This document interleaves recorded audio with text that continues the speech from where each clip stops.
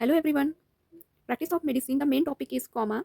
Definition. Coma is a state of deep unconsciousness in which patient is unarousable, does not respond to verbal command, pain or stimuli, lack of awareness of self and surrounding. Comma एक deep unconsciousness condition है जहाँ बोले तो patient response नहीं कर सकता, command accept नहीं कर सकता और उसको उतनी अवेयरनेस नहीं रहती कि वो कुछ बोले और वो response they. Pathophysiology. Consciousness depend on first cerebral cortex, second ascending reticular activity symptom ARAS in brain steam. तो कॉन्शियसनेस जो रहती तो वो डिपेंड दो चीज़ों पे होती. एक तो cerebral cortex is the outer part of the brain cortex. Ascending reticular activating system brain stem के में वहाँ रहता हूँ. Coma acquire diffuse bilateral cortical dysfunction, damage to brain stem reticular formation, severe metabolic disturbance.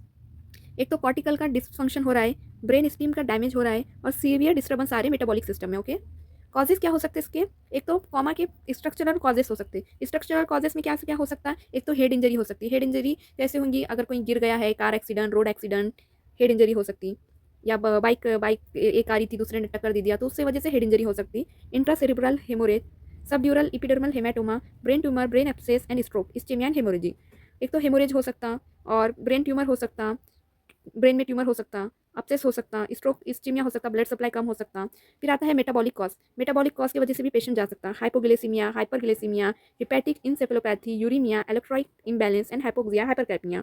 इसमें क्या हो रहा है? जो मेटाबॉलिक कॉजेस हो रहे हैं, हाइपोग्लिसेमिया अमाउंट कम हो जा रहा ग्लूकोज का, हाइपरग्लिसेमिया अमाउंट ज़्यादा हो जा रहा, हिपैटिक इंसेफेलोपैथी लीवर की हो रही है, यूरीमिया हो रहा है और इलेक्ट्रोलाइट इम्बैलेंस की वजह से भी हो सकता है. इलेक्ट्रोलाइट इम्बैलेंस हो रहा है, हाइपोक्सिया हो रहा है और इन्फेक्टिव कॉजेज की वजह से भी कॉमा में पेशेंट जा सकता है. जैसे कि मिनिंजाइटिस, मिनिंजस का इन्फ्लामेशन हो रहा है. जहाँ भी ITIS आया तो इन्फ्लामेशन. इंसेफेलोपैथी ब्रेन का, सेरिब्रल मलेरिया की वजह से एंड सेप्सिस हो सकता. इसकी वजह से पेशेंट जा सकता. टॉक्सिक और ड्रग इंड्यूस जो ले रहा है पेशेंट, टॉक्सिक अगर हो गए तो alcohol, opioid, benzodiazepine, barbiturates, poisoning and other epilepsy, heat stroke, hypothermia.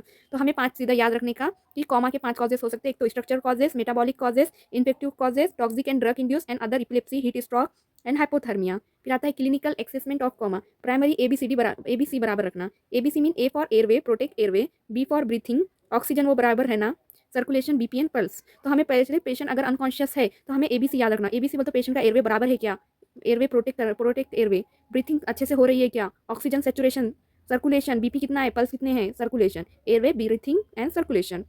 Primary survey. Okay. And second Glasgow coma scale. उसमें रिस्पांस कितना है? Eye opening, verbal response, motor response. अगर आई ओपनिंग है तो 1 to 4 स्कोर देना चाहिए. Verbal response है 1 to 5, motor response है 1 to 6 और टोटल स्कोर 3 से 15 के बीच में हो सकता है. हाँ. फिर आता है फिजिकल एग्जामिनेशन. हम पेशेंट को कैसा पहचानेंगे कि पेशेंट अनकॉन्शियस है? पहले प्यूपिल देखेंगे. पिन पॉइंट रहेगा तो opioid, dilated fix brain herniation, unequal structure lesion. Motor response, motor response भी रह सकता. फ्लैसिडिटी दिखेगा, रिजिड दिखेगा. फिर आता है brain stem reflexes, corneal reflexes check करेंगे, gag reflex, doll's eye movement. फिर हम इन्वेस्टिगेशन करेंगे. इमरजेंसी में क्या करेंगे? Random blood sugar, ABG, electrolyte, blood urea, creatinine, liver function 10. Imaging में CT brain non contrast first choice, MRI brain if needed, अगर जरूरत है तो MRI CT ब्रेन का निकालेंगे. पहले तो इमरजेंसी में चेक कर लेंगे, इन्वेस्टिगेशन करेंगे. फिर बोले तो इमेजिंग में CT ब्रेन एंड MRI देखेंगे. एंड अदर क्या देख सकते हैं? CFS एनालिसिस करेंगे. अगर कुछ इन्फेक्शन है तो वो सस्पेक्टेड होगा. टॉक्सिकोलॉजी स्क्रीन देखेंगे. ECG नॉन कन्वर्जन स्टेट में देखते हैं. Okay, ECG non conversion status में देखना चाहिए. फिर हम क्या करेंगे? मैनेजमेंट कैसा करेंगे? Immediate management. पेशेंट अगर आया तो पहले शुरू ऑक्सीजन देना चाहिए, फिर उसको IV ग्लूकोज आफ्टर थाइमिन. फिर आता है नैलोजियन सस्पेक्टेड ओपॉइंट. डिफिंक्टिव ट्रीटमेंट में ट्रीट द कॉज. पहले तो कॉज ट्रीट करना चाहिए. अगर हाइपोग्लिसेमिया है तो IV स्ट्रोक लगाओ. स्ट्रोक अगर इस्चीमिया है या तो स्ट्रोक प्रोटोकॉल फॉलो करो. इन्फेक्शन है तो एंटीबायोटिक दो या एंटीवायरल की वजह से है तो एंटीवायरल. ओके. पॉइजनिंग, अगर पेशेंट ने कोई पॉइजनिंग केस है या पेशेंट को पॉइजनिंग हो गई है या कुछ हो गया है तो एंटीडोट दे देने का पॉइजन का. मेंटेनिंग में एयरवे बराबर रहना चाहिए पेशेंट का. Fluid and electrolyte, nutrition and prevent pressure sores. Prognosis depend on cause of coma.